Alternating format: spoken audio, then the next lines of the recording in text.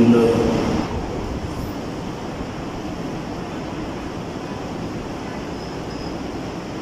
نحمده ونستعينه ونستغفره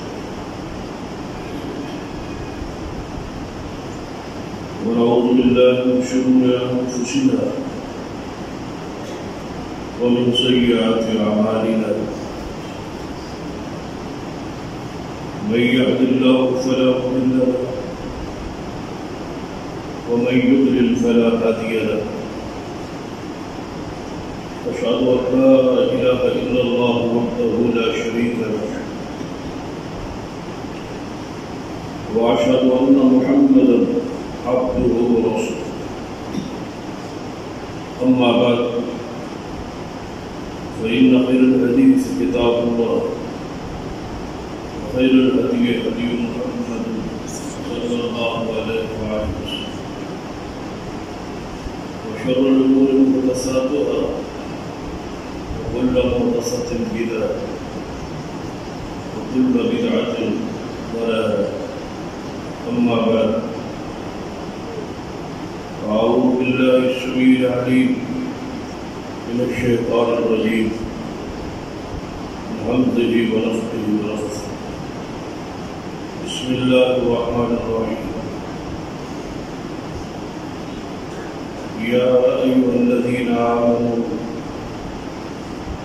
إنما الخمر والميسر والأنصاب والأزلام رجس من عمل الشيطان فاجتنبوه لعلكم تفلحون رب اشرح لي صدري ويسر لي أمري واحلل عقدة من لساني يفقهوا قولي رب زدني علما سبحان ربك رب العزة عما يصفون سلام على المرسلين والحمد لله رب العالمين. حضرات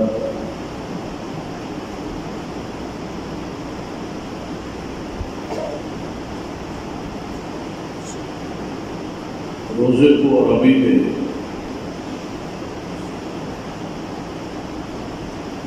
صوم کہتے ہیں اور صوم کا معنی ہوتا ہے رکنا.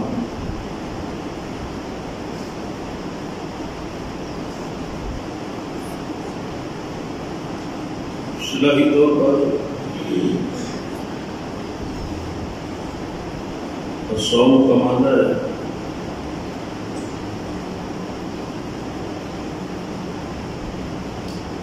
صبح صادق سے لے کر غروب آفتاب تک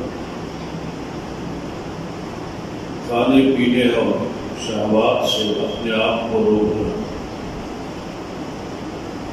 اسے صوم ہے. قواعد سے رکنا، غیبت اور جھوٹ سے رکنا.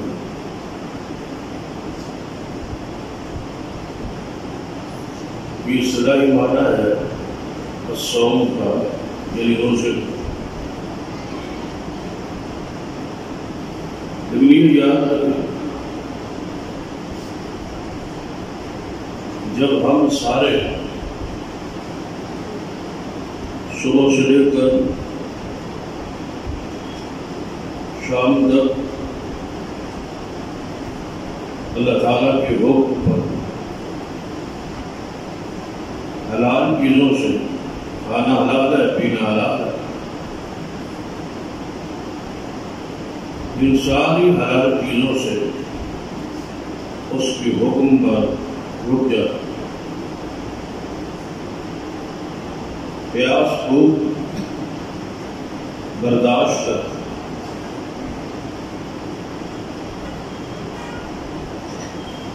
حتیٰ کہ بعض محدثین نے یہ بات کی اس بھوک اور پیاس کا ذکر بھی نہیں کرنا چاہیے، یعنی اپنے ہاں اس کو برداشت کریں. آج روزہ لگ گیا ہے، بڑی پیاس ہے، بڑی بھوک ہے، اس کا اظہار بھی نہ، یہ بھوک اللہ نے لی، یہ پیاس یہ برداشت اللہ کے لیے جب کر رہے، تو آپ نے اس عمل کو چھپانے کی کوشش کی۔ جب روزہ ایسی عبادت ہے جس میں ریاکاری کا امکان نہ ہونے کے برابر ہے، جو بندہ کے اور اللہ کے درمیان ایک معاہدہ ہے،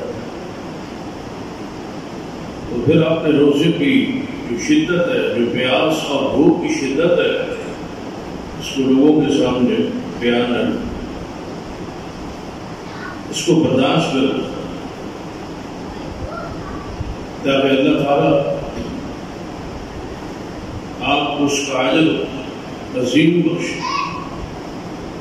کہ قرآن پاک میں میرے علم کے مطابق جہاں جہاں روزے کا ذکر ہے، اس کے آخر میں اجر عظیم کی بشارت ہے۔ اب عظیم کی کیفیت کو رب عظیم ہی جانتا ہے، بندے کا وہاں علم نہیں پہنچ سکتا روزے کا اجر اور ثواب کتنا ہو۔ الصوم لی وانا اجزی، حدیث قدسی ہے صحیح بخاری، روزہ میرے لیے ہے اور میں ہی اس کی جزا دوں۔ جب جزا اللہ نے دی ہے، اجر اور ثواب اس نے بخشنا ہے، تو پھر اپنی بھوک اور پیاس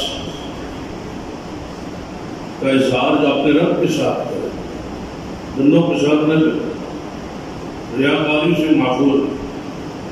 جتنی بھوک ہو، کتنی پیاس ہو، لوگوں کے سامنے بھوک اور پیاس ہے، ذکر کرنے سے اپنے آپ کو ہمیشہ محفوظ رکھیں۔ میں جو آج آپ سے چند ارشاد کرنا چاہتا ہوں کہ جب ہم حلال چیزوں سے، جو چیزیں ہمارے لیے حلال ہیں لیکن اللہ کے حکم پر ہم وہ چیزیں استعمال نہیں کرتے، اس لیے کہ میرا روزہ ہے، آپ یہ کہتے ہیں کہ میرا روزہ ہے، میں کھا نہیں سکتا، پی نہیں سکتا، ساری نعمتیں موجود ہیں، اللہ کے سوا دیکھنے والا بھی کوئی نہیں،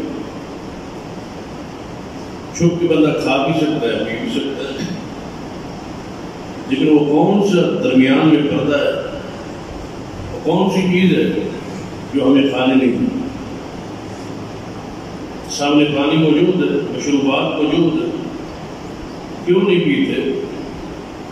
اللہ کے سوا دیکھنے والا بھی کوئی نہیں، ساری نعمتیں گھر میں محفوظ موجود ہے، حلال اور طیب کھانا سامنے پڑا ہے، لیکن ہم کیوں نہیں کھاتے؟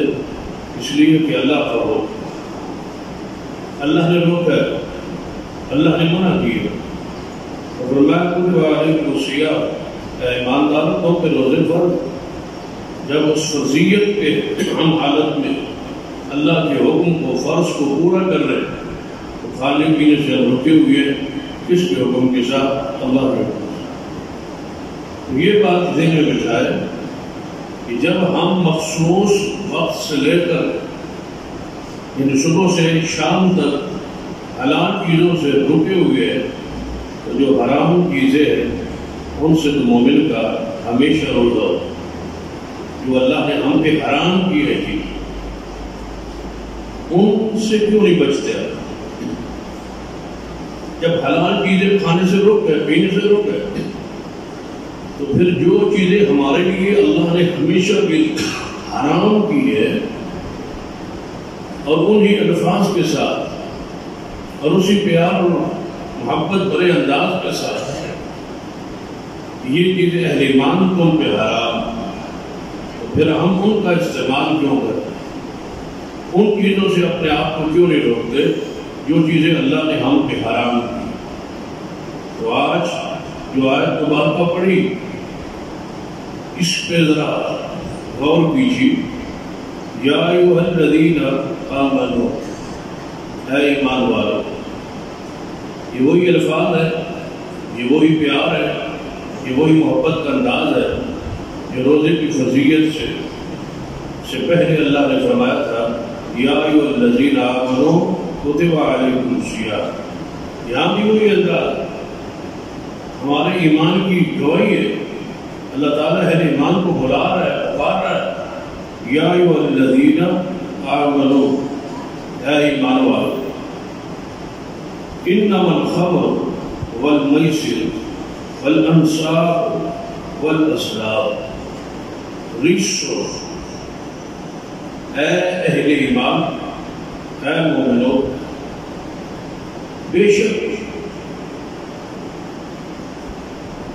نشہ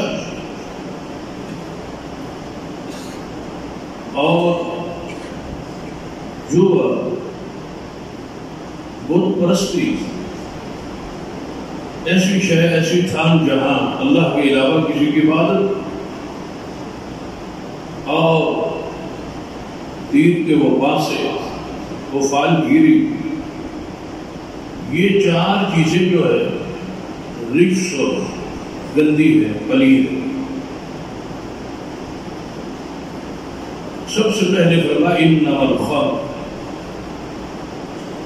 نشے کا ذکر پہلے کیا ہے اور اس کو ام الخبائث کہا ہے۔ خبیث اور پلید چیزوں کی جڑ اور بنیاد، سب سے بری چیز خبیث جو ہے وہ شراب۔ انما الخمر، بے شک شراب، اس کا معنی سرور کائنات محمد رسول اللہ صلی اللہ علیہ وسلم نے لفظ خمر کا معنی خود فرمایا۔ آپ نے فرمایا کل مسکر خمر، کہ ہر نشے والی چیز خمر ہے، وکل مسکر حرام، اور ہر نشے والی چیز حرام، ہر نشے والی چیز خمر، اور ہر نشے والی چیز، ہر وہ نشہ تم پر جو ہے وہ حرام۔ بہت سارے لوگ ایسے جو کہتے ہیں کہ شراب قرآن میں اللہ نے حرام نہیں کی، نعوذ، جسے ام الخبائث کہا گیا، وہ کیسے حرام ہوا؟ شراب سے ہی تو نشہ شروع ہوتا ہے، وہ کیسے حرام کا ہوا؟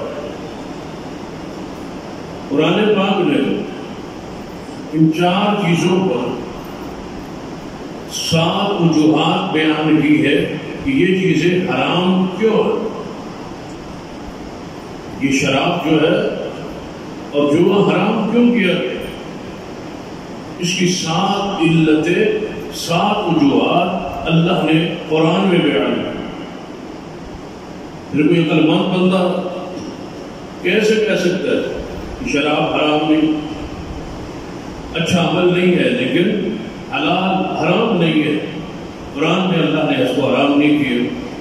بتلائیے حرام کہنے کے لیے، حرام سمجھنے کے لیے، حرام کے ثبوت کے لیے کون سے الفاظ آپ کو چاہیے جس کی بنیاد پہ آپ کسی شے کو حرام کریں؟ انما الخمر، بے شک نشہ آور چیز، بے شک شراب، یہ سب سے پہلے فرمایا رجس، کہ یہ گندی چیز ہے۔ حیرانگی کی بات ہے بہت سارے لوگ اپنی خوشیوں میں اور غمیوں میں بھی شراب پیتے، اور شاید میرا وہ تجزیہ ہے، میرا ذہن ہے، جو میری معلومات غیر مسلموں کے بعد یہود و نصارہ کو اپنے لیے اس کو حرام ہی نہیں جانتے، حرام ہی نہیں سمجھتے، ان کی تو خوراک ہے، ان کی تو عادت ہے۔ لیکن جو کلمہ بولو، جو اپنے آپ کو مسلمان کہتے ہیں اور سمجھتے ہیں کہ ہم مومن اور مسلم اور مسلمان ہیں، ان میں سے سب سے زیادہ شراب میرے ذہن اور معلومات کے مطابق رافضیوں میں پی جاتی ہے۔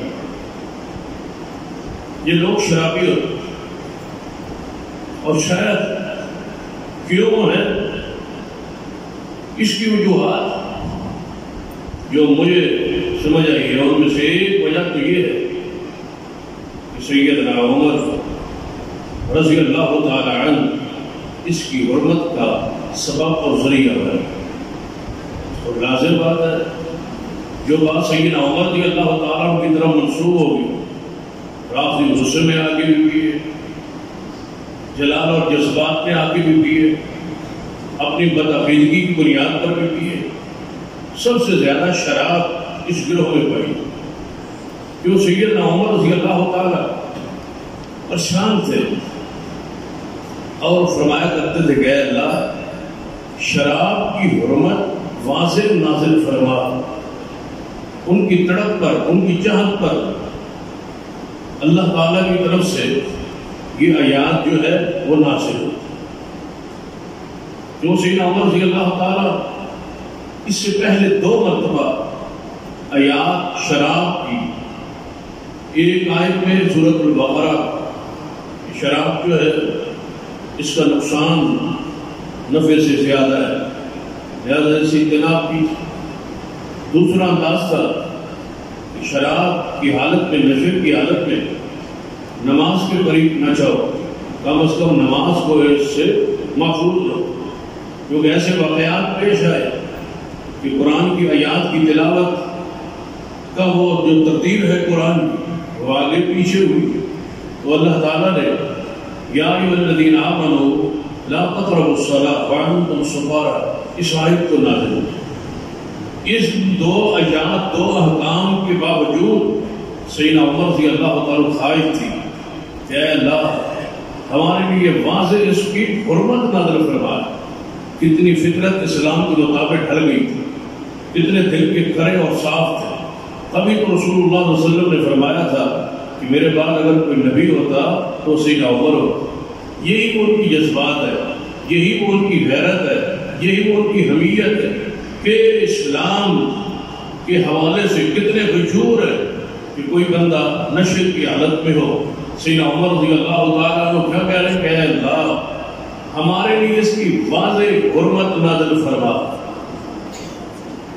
پھر دیکھتے تو جو شیطان ہے وہ کیسے شراب سے باز آ سکتا ہے، کیسے رک سکتا ہے، جب سیدنا عمر جیسی ہستی و شخصیت اس کی حرمت کے بارے میں اللہ سے دعا کر رہے تو سیدنا عمر رضی اللہ تعالیٰ کی دعا قبول ہو۔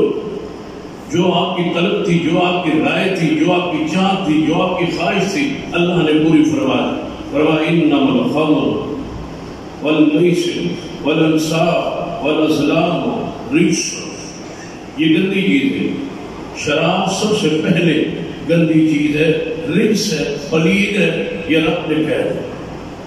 اب مجھے نہیں سمجھا جو کہتے ہیں کہ شراب حرام نہیں ہے، حیرانگی کی بات ہے کہ کیا اللہ کے ہاں گندی چیز بھی حلال ہو؟ جب اللہ تبارک و تعالیٰ رجس کہہ رہا ہے، اس کو گندی چیز کہہ رہا ہے، تو بھلا حرمت میں کیا شک رہ جاتا ہے؟ جب اللہ اس کو پلید چیز کہے، رجس کہے، تو پھر کیسے شک اور شبہ ہو سکتا ہے کہ وہ چیز حرام نہیں ہو؟ من عمل الشیطان۔ اور دوسری وجہ شراب کی حرمت کی، فرمایا من عمل الشیطان، کہ یہ شیطانی عمل ہے، یہ شیطانوں کا کام ہے، یہ شراب پینا شیطانی عمل ہے، شیطانوں کا کام ہے، شیطانوں کا فعل ہے، اہل ایمان کا نہیں، اہل اسلام کا نہیں۔ اب آپ بتائیں جس کو رب شیطانی عمل پہ وہ حلال ہوتا ہے، وہ پاک ہوتا ہے، اس کی حرمت پر کوئی اور الفاظ چاہیے؟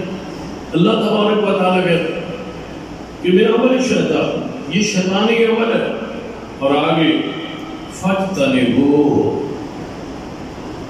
بچو اس سے۔ اللہ کا حکم ہے، اللہ کا امر ہے، اور امر فرض کے لیے، امر وجوب کے لیے، تو واجب ہوا شراب سے بچنا، نشے سے بچنا۔ فاجتنبوہ، اس ان الفاظ سے، اللہ کا حکم اور امر سے بچنا فرض ہوگا، ضروری ہو، اس سے بچے۔ قرآن کہہ رہا ہے، اللہ حکم دے رہا ہے، تو اللہ تعالیٰ کے حکم کے بعد کوئی گنجائش رہ گئی ہے؟ رب کہتا ہے بچو اس سے، اللہ کا حکم ہے، امر ہے، بچو گے تو کیا ہوگا؟ فرمایا لعلکم تفلحون، اگر اس سے بچو گے تو تم فلاح پا جاؤ، کامیاب ہو جاؤ۔ جو شراب سے بچے گا وہ کامیاب ہو، جو شراب سے محفوظ رہے گا وہ کامیاب ہو، اور وہ کامیابی دنیا کی بھی ہے اور وہ کامیابی آخرت کی بھی۔ جہاں اللہ تبارک و تعالیٰ کی طرف سے فلاح کی بشارت خوشخبری ہوتی ہے، اس میں دونوں چیزیں، دنیا میں بھی اور آخرت میں بھی، اللہ آپ کو کامیاب کر دے گا اگر تم شراب سے اپنے آپ کو محفوظ کرو۔ کیا خیال ہے کہ ہم اس روزے کی حالت میں یہ کہہ نہیں سکتے؟ ذرا اپنے اپنے دربان میں جا کے کہ شراب کے حوالے سے، نشے کے حوالے سے ہم کہاں کھڑے؟ کیا ہم نے اپنے آپ کو اس سے محفوظ کیا ہوا ہے؟ تو پھر کامیابی کی ضمانت قرآن دے رہا ہے، نہ کامیاب ہو تو اللہ سے دعا کرے کہ اے اللہ ہم شراب سے محفوظ ہیں، ہم شراب سے معمون ہیں، شراب کو آج تک ہم نے اپنی آنکھوں سے دیکھا نہیں ہے، کہ یا اللہ ہمیں کامیاب فرما۔ جب یہ تیرا وعدہ ہے، جب تیری طرف سے یہ خبر ہے، جب تیری طرف سے یہ رحمت ہے کہ فلاح پا جاؤ گے، کامیاب ہو جاؤ، تو اے اللہ ہمیں کامیاب فرما، کامیاب لوگوں میں داخل اور شامل فرما دے۔ اب ذرا اس کا مفہوم مخالف پہ غور کر، لعلکم تفلحون، شراب سے بچو، ہوگا کیا؟ تم کامیاب ہو جاؤ۔ اب اس کا مفہوم مخالف کیا ہے؟ کہ اگر تم شراب پیو گے، جوا کھیلو گے اور بت پرستی اور فال گیری کرو گے تو یاد رکھو کامیابی سے دور ہو جاؤ، کامیاب نہیں ہو سکو۔ اب بتائیں وہ عمل جس کو کرنے سے بندہ کامیابی سے محروم ہو جائے، نہ دنیا میں کامیاب نہ آخرت میں کامیاب، تو اس کے پلید ہونے میں اور اس کے حرام ہونے میں کیا شبہ ہے؟ قرآن پاک نے اس سے آگے اور شراب کے دینی اور دنیاوی نقصانات کا ذکر کیا ہے۔ فرمایا لوگوں، یہ شراب جو ہے، یہ جو حرام چیز ہے، اس کی وجہ سے انما یرید الشیطان ان یوقع بینکم العداوۃ والبغضاء، یہ جو شراب ہے، یہ پلا گے، یہ جوا تمہیں کھیلنے کی عادت ڈال گے۔ شیطان کا ارادہ یہ ہے کہ تمہارے اندر عداوت اور بغض آپس میں پیدا کرے۔ کیا آپ کے علم میں نہیں کہ شراب کی وجہ سے، پینے کی وجہ سے، نشے کی وجہ سے لوگوں نے بندے مارے، شراب کی وجہ سے لڑائی ہوئی، جھگڑے ہوئے، اور حتیٰ کہ آپس میں ہی لڑ کے شرابی نشئی ایک دوسرے کو مار رہے ہیں۔ شراب میں عقل میں فطور ہے، نشے میں آیا ضد ہوا، تو پھر اس میں عداوت اور دشمنی آپس میں چلے۔ اور یہ تو ہماری حالت تو کیا ہو سکتی ہے؟ صحیح مسلم میں ہے کہ سیدنا سعد بن ابی وقاص رضی اللہ تعالی عنہ فرماتے ہیں کچھ لوگ نے مجھے دعوت دی کہ آؤ ہم باغ میں چلتے ہیں، وہاں آپ کو گوشت بھی کھلائیں گے اور شراب بھی پئیں گے، چونکہ شراب اس وقت ابھی حرام نہیں ہوا۔ اور یہ بات یاد رکھیں، جب حرام ہی نہیں ہے تو پھر پینا گناہ نہیں، اور اس کا ذکر اگلی آیت میں آئے تو دل و دماغ میں ایک طرف بندہ جھٹکا لگتا ہے کہ ہم بچپن سے سنتے آئے شراب حرام ہے، شراب گندی چیز ہے، شراب حرام ہے، گندی چیز ہے، اور جب پینے کا ذکر ہوتا ہے فلاں موقع پہ پیا گیا تو پھر ہمیں جھٹکا سا لگتا ہے کہ وہ بات ہستی ہے بھئی اس وقت جب یہ آیت یہ واقعہ پیش آیا شراب کی حرمت نازل نہیں، شراب حرام نہیں، جب حرام نہیں تھا تو پھر گناہ نہیں تھا، پھر عیب نہیں تھا۔ لوگوں نے دعوت دی کہ آؤ ہم باغ میں چلتے ہیں، وہاں آپ کو گوشت کھلائیں گے اور شراب پیے، فرماتے ہیں کہ ہم وہاں چلیں گے۔ جب ہم نے وہ اونٹ کی سری کا گوشت وہاں پکا ہوا، ہم نے وہ گوشت کھایا، شراب پی، اس کے بعد جب ہم نشے کی حالت میں تھے تو وہاں بات چھڑ گئی مہاجرین کے بارے میں، انصار کے بارے میں۔ فرماتا ہے مجھ سے پوچھا گیا کہ دونوں میں سے بہتر کون ہے، افضل کون؟ تو میں نے کہہ دیا کہ مہاجرین افضل ہے، مہاجرین بہتر ہے۔ تو دوسرے کو غصہ آ گیا، اس نے وہ گوشت کی، وہ اونٹ کے گوشت کی جو ہڈی تھی جبڑے کی، وہ پڑی تھی سریکے میں، وہ اٹھائی اور مجھے ماری اور میرا ناک زخمی ہو۔ اب قرآن پاک کیا کہتا ہے؟ یہ جو شراب ہے ایوب کے بینکم العداوۃ والبغضاء، یہ تمہارے درمیان دشمنی پیدا کرتا ہے، یا تمہارے درمیان بغض پیدا کرتا ہے، یہ تمہارے درمیان دوری اور لڑائی پیدا کرتا ہے۔ سعد بن ابی وقاص رضی اللہ تعالیٰ فرماتے ہیں کہ میں نے وہ جب میں زخمی ہو گیا اس حالت میں، سعد رضی اللہ تعالیٰ، تو اللہ تبارک و تعالیٰ نے اس آیت، اس شراب کی حرمت کی یہ آیت نازل فرما دی، یہ تمہارے درمیان بغض پیدا کرتا ہے، یہ تمہارے درمیان لڑائی پیدا کرتا ہے۔ اب ذرا اپنے معاشرے پہ نظر دوڑائیں کہ کیا لوگ اس کی بنیاد پہ لڑے نہیں؟ کیا اس بنیاد پر قتل و غارت نہیں ہوئی؟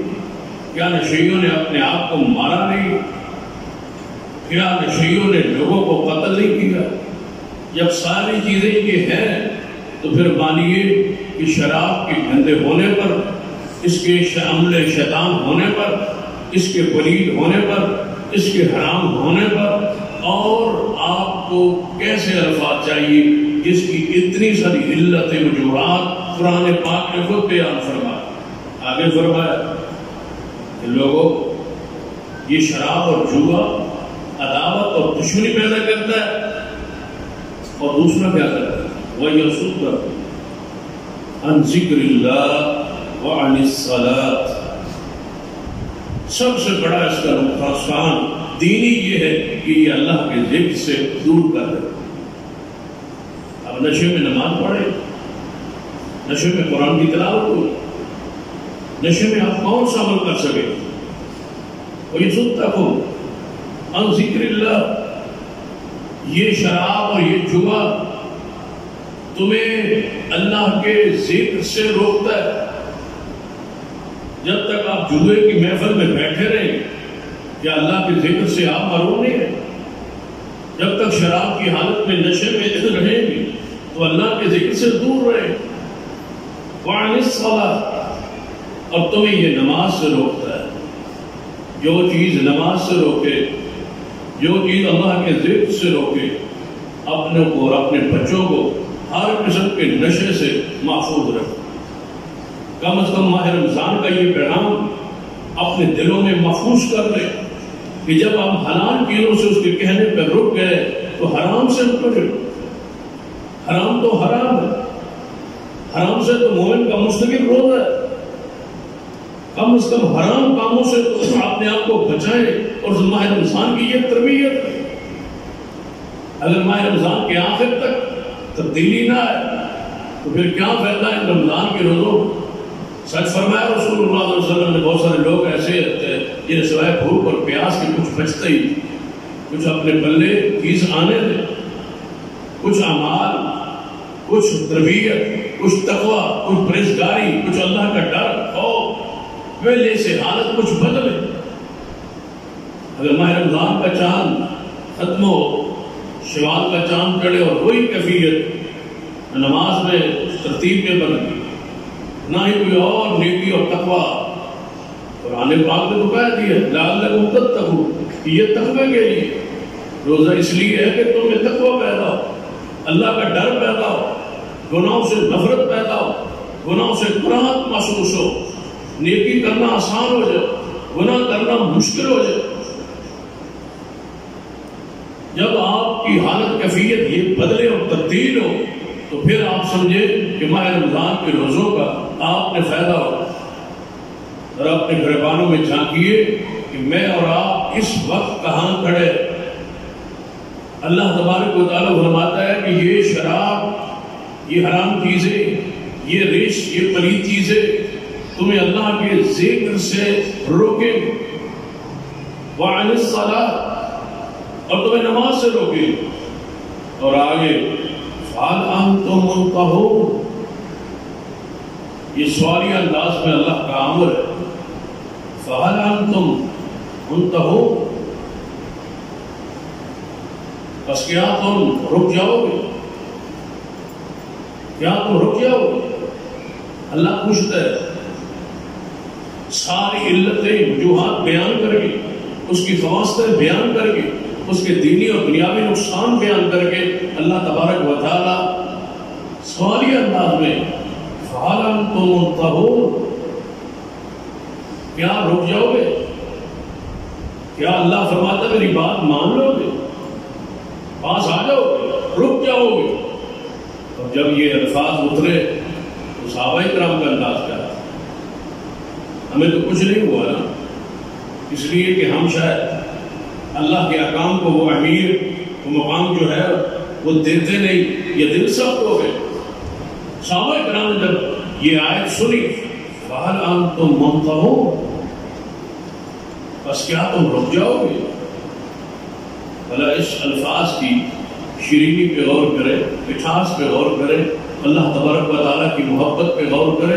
فَهَلْ أَنْتُمْ مُنْتَهُونَ, میرے بندوں, ایمانداروں, کیا تم رک جاؤ. ساری بات کے بعد کیا تم رک جاؤ گے, شراب سے, جوئے سے اپنے کو بچاؤ گے.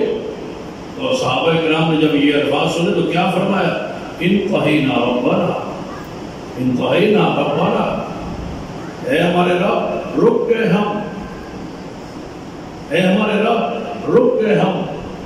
یہ ہے اطاعت, یہ ہے وہ جذبہ جو مطلوب ہے, مقصود ہے. ان آیات کا جو حاصل ہے, جو اللہ تبارک و تعالیٰ چاہتے ہیں. صحابہ کرام اللہ کی مراد پر, اللہ کی اطاعت, رسول اللہ کی اطاعت پر کیسے سرگرم تھے. انتہے رک گئے, رک گئے, اے ہمارے رب ہم رک گئے, رک گئے. اور پھر رکے کیسے. آج تو حرمت نازل ہوئی, نبی علیہ السلام کی طرف سے للکارا دینے والا باہر نکلا, پورے مدینے کی گلیوں میں پھر رہا ہے. لوگوں, یقیناً شراب حرام ہو, یقیناً شراب حرام ہو. اللہ اس کے رسول کا پیغام گلیوں میں آواز لگا, شراب حرام ہو گئی, شراب حرام ہو گئی. جب یہ اعلان ہو رہا تھا ایک محفل لگی ہوئی, شراب پی جا رہی. ایک بندہ پلا رہا تھا, باقی پی رہے. ناموں کا میں ذکر اس لیے نہیں کرتا کہ اس سے مجھے خود جو ہے, جو کہ اس وقت جو پی رہے تھے شراب حرام نہیں تھی، ان کے لیے تو کوئی مواخذہ نہیں ہے، کیونکہ اس سے اگلی جو آیت ہم پڑھیں گے اس میں ان کی حالت اور کیفیت اور ان پر جو اللہ کی رحمت ہے، مغفرت ہے، اللہ کی جو عنایت ہے وہ بیان ہو گئی، اس میں کوئی گنجائش نہیں اللہ تبارک و تعالیٰ چھوڑ۔ لیکن میں اپنے پیار اور عقیدت میں ان شخصیات کا نام نہیں لوں۔ شراب پی جا رہی جو کہ حرام نہیں تھی، شراب پی جا رہی اور پلانے والا ایک شخص پلا رہا ہے، تو باہر سے یہ آواز آئی کہ شراب حرام ہو گئی، شراب حرام کر دی گئی۔ تو پینے والے کہتے ہیں پلانے والے کو کہ یہ کوئی بار آواز آ رہی ہے، یہ جا کے سنو۔ رسول اللہ صلی اللہ علیہ وسلم کی طرف سے کوئی آواز لگا رہا ہے، پتہ نہیں حضور علیہ السلام صحابہ کو بلایا ہو، اکٹھ کیا ہو، کوئی کام ہو، کوئی اعلان ہو۔ وہ شخص باہر نکلا، اس نے آواز سنی جو پلا رہا، اس نے آواز سن کے واپس پڑھ، نے پوچھا کیا ہوا؟ اس نے کہا شراب حرام ہو گئی، اللہ اس کے رسول کی طرف سے اعلان ہو رہا ہے کہ شراب حرام ہو گئی۔ بس یہی الفاظ سننے تھے، اعلانے والا اعلانے سے رک، جو جگہوں میں پڑی ہوئی تھی وہی رک، جو گلاسوں میں تھی وہ بھی وہی رک، جو منہ تک پہنچے ہوئے تھے گلاس وہ جام وہی رک۔ مجال ہے جو ایک گھونٹ بھی پھر آگے کسی نے پیا ہو، شراب بننے کے جسم کو رچ بس گیا ہو، آتی ہو شراب اور حرام نہ ہو تو پھر پیتا ہو، پھر آیت آ جائے، لوگ کیا کہتے یہی ہوگا نا کہ ٹھیک ہے اب جو پی رہے اس کو تو پیے نا، بعد میں دیکھی جائے، حرام اب ہوئی ہے، جو گلاسوں میں آ گئی ہے یہ تو پینے دے۔ انتہینا، اے اللہ ہم رک گئے، فَهَلْ أَنْتُمْ مُنْتَهُونَ، کیا رک جاؤ گے؟ کیا میری بات مانو گے؟ میں اللہ کہہ رہا ہوں، کیا تم رک جاؤ گے؟ بعد آ جاؤ گے؟ انتہینا، اے ہمارے رب ہم رک گئے، اے ہمارے رب ہم رک گئے۔ وہ منہ کو لگی ہوئی شراب وہی رک، پھر کیا ہوا؟ وہ گلاس توڑ دیے، وہ جام و جگ توڑ دیے، وہ شراب کے مٹ کے گھروں میں جو پڑے تھے اٹھا کے باہر گلیوں میں توڑ دیے۔ یہ بیچ دے؟ نہیں۔ چلو مدینہ میں جو یہودی عیسائی رہتے ہیں ان کو گفٹ کر دیں؟ نہیں۔ یہاں تو غیر مسلموں کے نام پہ فیکٹریاں چل رہی، جی عیسائیوں کا لائسنس ملتا ہے۔ اسلامی سلطنت میں غیر مسلموں کے نام پہ شراب کی فیکٹریاں اور کرے کام کاروبار مسلمان، حالانکہ شراب اٹھانے والا بیچنے والا سب پر اللہ کی لعنت، سہولت کار کرنے والا، کرایہ لے کے دوسرے شہر یا دوسری جگہ پر منتقل کرنے والا، سب پر اللہ کی لعنت پرستی۔ اتنی گندی اور اتنی بری چیز ہے۔ فَهَلْ أَنْتُمْ مُنْتَهُونَ، بس کیا پھر رک جاؤ؟ جی ہمارے رب ہم رک۔ صحابہ فرماتے ہیں ایسے لگتا تھا جیسے مدینے کی گلیوں میں بارش کا پانی بہتا ہے، اس طرح بہ رہا تھا شراب۔ مجال ہے پھر کسی نے گھر میں کوئی قطرہ رہنے دیا؟ اب صحابہ کرام رضوان اللہ علیہ اجمعین کے ذہن میں سوال آیا، جو آپ کے ذہن میں بھی آ سکتا ہے، ہمارے ذہن میں بھی آ سکتا ہے، کہ یہ رجس ہے، یہ شیطانی عمل ہے، اسے اجتناب ضروری ہے، یہ دشمنی پیدا کرتا ہے، بغض پیدا کرتا ہے. اتنی ساری چیزیں. جو لوگ شراب پیتے پیتے فوت ہو گئے جب حرام نہیں تھا اور پیتے پیتے فوت ہو گئے، پھر ان کا کیا بنا؟ غالباً شراب غزوہ احد کے بعد اس کی حرمت آئی تو کہنے لگے بھائی احد کے میدان میں تو بہت سارے لوگ جنگ میں جب گئے تھے جو شراب حرام نہیں تھا تو شراب کی حالت میں تھی، اور پھر اس میں لڑنا اور ذرا آسان، پھر پیٹ میں شراب ہو اور ادھر سے جہاد جاری ہو اور پھر شہادت آ جائے، اللہ کی راہ میں قتل ہو جائے، شہید ہو جائے، تو پھر اس کی حالت کیفیت وہ کہاں جائے گی؟ آج بھی لوگ یہ کہتے ہیں اگر میں آج یہ عمل شروع کر تو پھر میرے باپ دادا جو اسی حالت میں مر گئے پھر ان کا کیا بنے؟ اللہ بخشے میرے ابا جی کا کیا بنے؟ اللہ بخشے میرے دادا جی کا کیا بنے؟ وہ تو اسی حالت میں چلے گئے. اب تم باپ دادے کو بھی ہمیں برا کہنا پڑے، پھر کس نے کہا ہے کہ آپ ان کو برا؟ یہ اعتراضات آج کے نہیں، یہ پرانے اعتراضات. قریش مکہ یہ کہتا ہے کہ اگر ہم جہنم میں جائیں گے یہ کام کر گے تو یہ تو ہمارا باپ دادا بھی کرتا تھا. پھر ان کے بارے میں کیا تھا؟ اب انہوں نے سوچا تھا کہ حضور علیہ السلام صحابہ کرام کہیں گے کہ وہ بھی جہنم میں جائیں گے اور ہم کہیں گے یہ تو باپ دادے کو جہنمی کہہ رہے ہیں، ان سے تو بچنا چاہیے. تو اللہ تعالیٰ نے کیسا جواب دیا؟ فرمایا یہ ایک امت تھی گزر چکی، اپنے انجام کو پہنچ چکی، جو ان کا عمل ہوگا اس کے مطابق ان کا فیصلہ ہو جائے گا. آپ اپنی بات کریں، آپ یہ بھائی ہمارے والدین ایسا کیا کرتے تھے، ایسے نماز پڑھتے تھے، ایسے کرتے تھے، پھر ہمارا باپ دادا کہاں جائے گا؟ اگر ہماری نماز نہیں ہے تو ہمارے باپ دادا کی پھر نماز تو نہیں ہو. بھائی وہ ایک امت ہے گزر چکی، ان کا معاملہ اللہ کے ساتھ، وہ اللہ تعالیٰ اٹھائے گا، ان سے پوچھے گا، تو اس کی رحمت ہے، اس کی مہربانی ہے، فیصلہ کرے گا. آپ اپنے بارے میں سوچتے قیامت والے دن کیا آپ باپ کے پیچھے جائیں؟ آپ کو بچائیں گے؟ یوم یفر المرء من اخیہ وامہ وابیہ وصاحبتہ وبنیہ.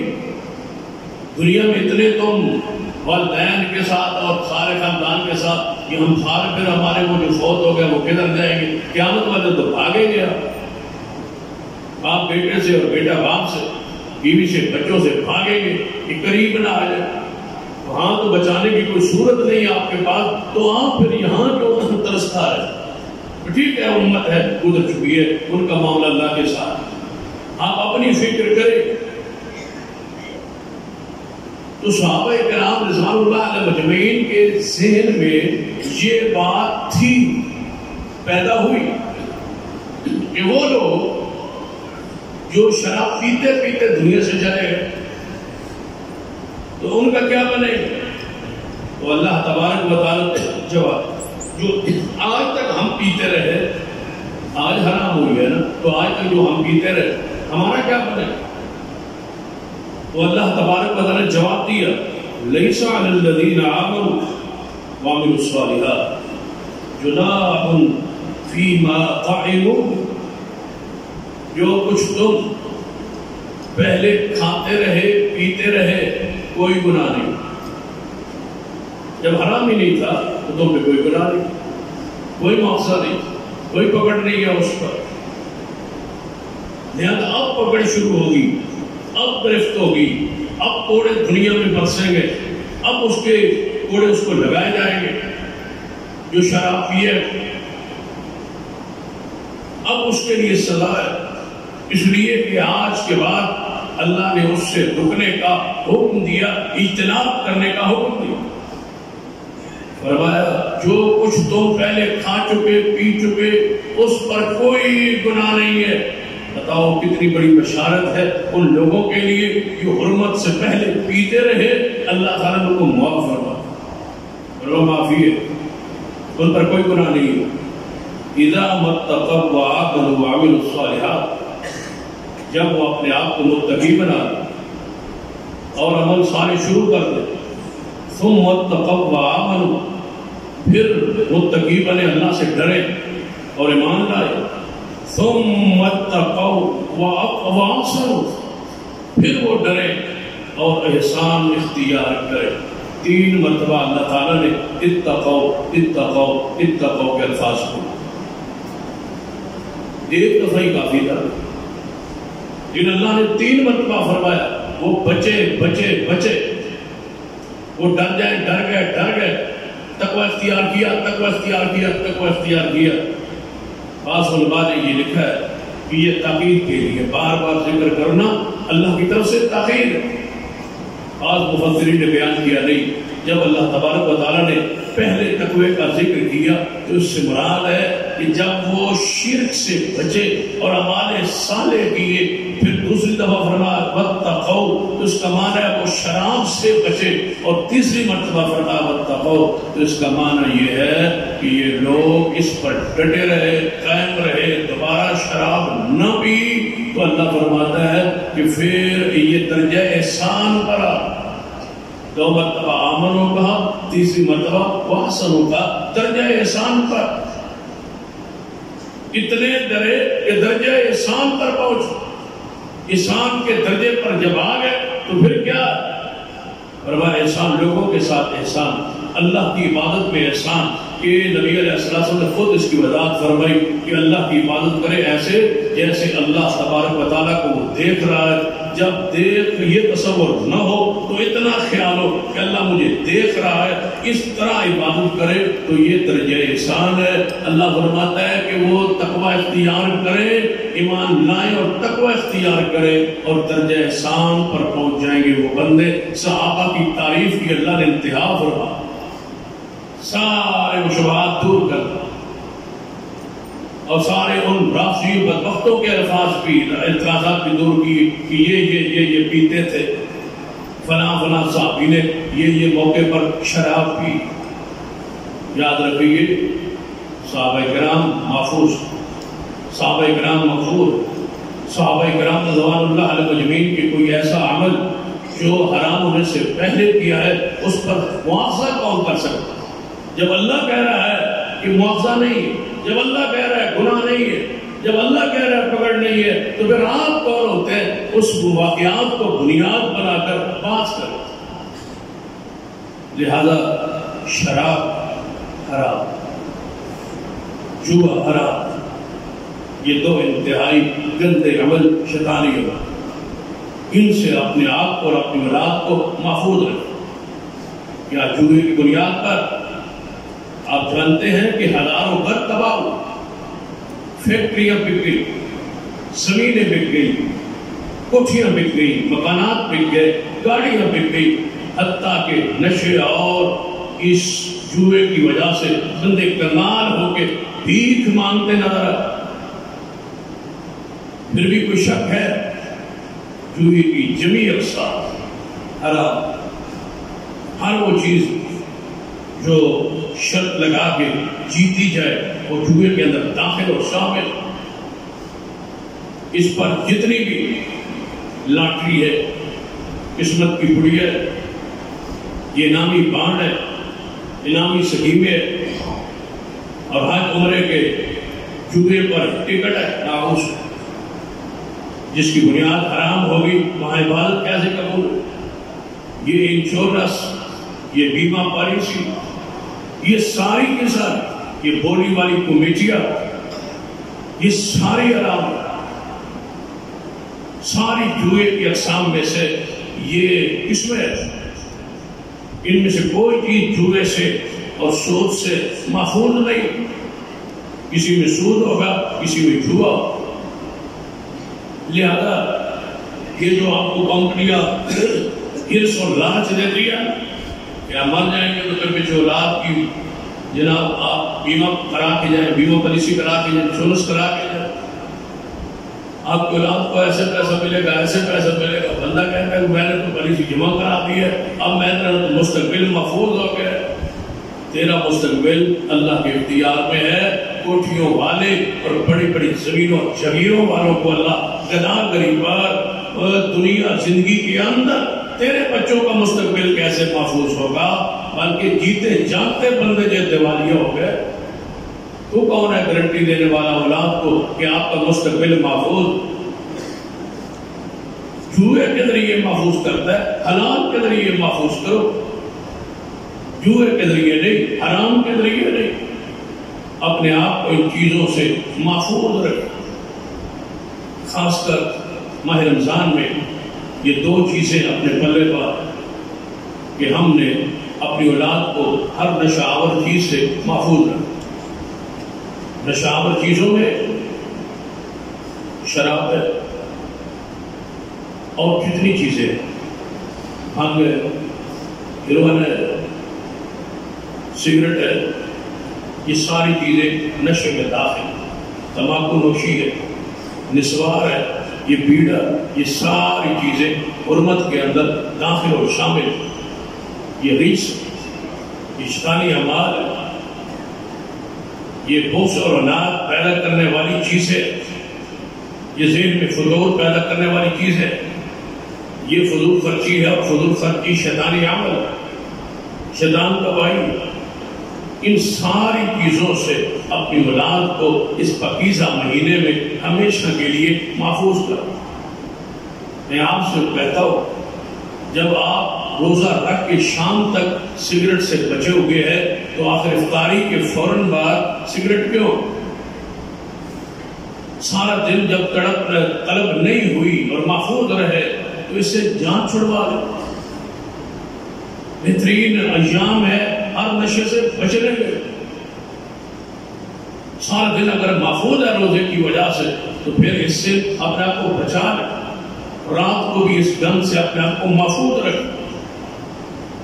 مجھے امید ہے کہ آپ ان دو چیزوں سے، جوئے سے اور شراب سے اور نشہ آور چیزوں سے اپنے آپ کو ہمیشہ کے لیے پاک کر لیں، یہ محفوظ کر لیں۔